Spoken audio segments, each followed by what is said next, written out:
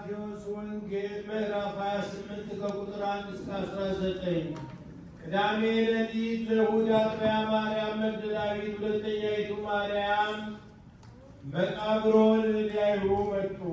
እነሆ ታላቅ ንውጽውጽታም ሆነ፣ የእግዚአብሔር መልአክ ከሰማይ ወርዷልና ቀርቦ ከመቃብሩ አፍ ላይ ያለችውን ድንጋይ አንከባሎ በላዩ ላይ ተቀመጠ። መልአኩ እንደ መብረቅ ልብሱም እንደ በረድ ነጭ ነበር። ከግርማው የተነሳ መቃብሩን የሚጠብቁ ታወኩ፣ እንደ በድንም ሆኑ። ያ መልአክ መለሰ፣ ሴቶችንም እንዲህ አላቸው፣ እናንተስ አትፍሩ፣ የተሰቀለውን ኢየሱስን እንደምትሹ አውቃለሁና ከዚህ የለም። እሱ እንደተነገረው ተነስቷል። ነገር ግን ኑና ተቀብሮበት የነበረውን እዩ። ፈጥናችሁም ሂዱና ለደቀ መዛሙርቱ እንደተነሳ ንገሯቸው። እነሆ ወደ ገሊላ ይቀድማችኋል፣ በዚያም ታዩታላችሁ። እነሆ ነገርኳችሁ። እነዚያም ሴቶች በፍርሃት በድንጋጤ በታላቅ ደስታም ሆነው ፈጥነው ሄዱ፣ ለደቀ መዛሙርቱም ይነግሩ ዘንድ ሮጡ። ለደቀ መዛሙርቱም ሊነግሩ ሲሄዱ ጌታ ኢየሱስ በመንገድ ተገልጾላቸው እንዴት ናችሁ አላቸው። እነርሱ ቀርበው እግሩን ይዘው ሰገዱለት። ከዚያ በኋላ ጌታ ኢየሱስ አትፍሩ፣ ሂዱና ወደ ገሊላ እንዲሄዱ ለወንድሞቼ ንገሯቸው፣ በዚያም ያዩኛል አላቸው። እነዚያም ሴቶች ከሄዱ በኋላ ወታደሮች ወደ ከተማ ገብተው የሆነውን ሁሉ ለካህናት አለቆች ነገሩ። እነሱም ተሰብስበው ከሽማግሌዎች ጋር መክረው ለወታደሮቹ ብዙ ወርቅ ሰጧቸው። እንዲህም አሏቸው፣ እኛ ተኝተን ሳለን ደቀ መዛሙርቱ በሌሊት መጥተው ሰረቁት በሉ።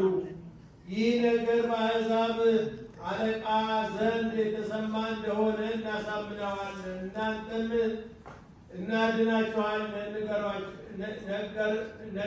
ነገራችሁንም እውነት አስመስለዋለሁ፣ እንዳታዝኑም እናደርጋለን። ወታደሮቹም ገንዘቡን ተቀብለው እንደመከሯቸው አደረጉ። ይህ ነገር እስከ ዛሬ በአይሁድ ዘንድ ሲነገር ይኖራል። 11ዱ ደቀ መዛሙርቱ ግን ጌታ ኢየሱስ ወዳዘዛቸው ወደ ገሊላ ተራራ ሄዱ። ባዩትም ጊዜ ሰገዱለት፣ እኩሌቶቹ ግን ተጠራጠሩ። ጌታ ኢየሱስም ቀረበና የሰማይና የምድር ያህል ሁሉ የተሰጠኝ ሲል ተናገራቸው።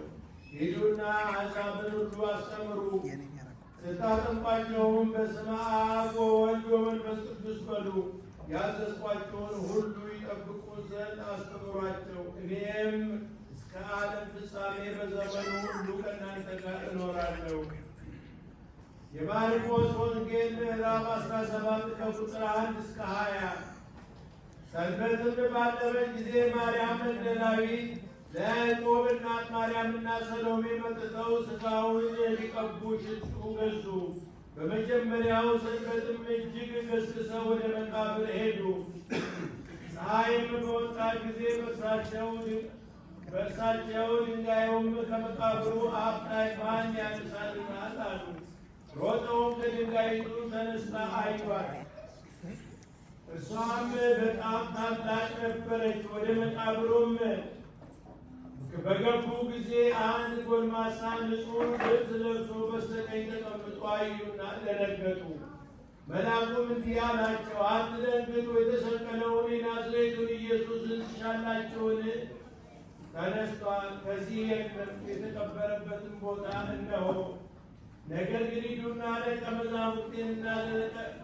ደቀ መዛሙርቱና ለጴጥሮስ ወደ ገሊላ እንዲቀድማቸው ንገሯቸው፣ እንደነገራቸውም በዚያ ያዩታል። ከመቃብርም ወጥተው ሸሹ፣ ፍርሃትም ድንጋጤም ይዟቸዋልና ስለፈሩ ለማን አልተናገሩም። በእሑድ ሰንበትም ከተነሳ በኋላ 7ቱ አጋንንት ላወጣላት ለመግደላዊት ማርያም አስቀድሞ ታያት። እርሷም ሄዳ ከእሱ ጋር የነበሩት ሲያዝኑ ሲያለቅሱ ሳሉ ነገረቻቸው። እነርሱም ግን እንደተገለጠላትና ሕያው እንደሆነ በሰሙ ጊዜ አላመኗትም። ከዚያ በኋላ ከእርሱ ለሁለቱ ወደ ጫካ ሲሄዱ በሌላ መልክ ተገለጠላቸው።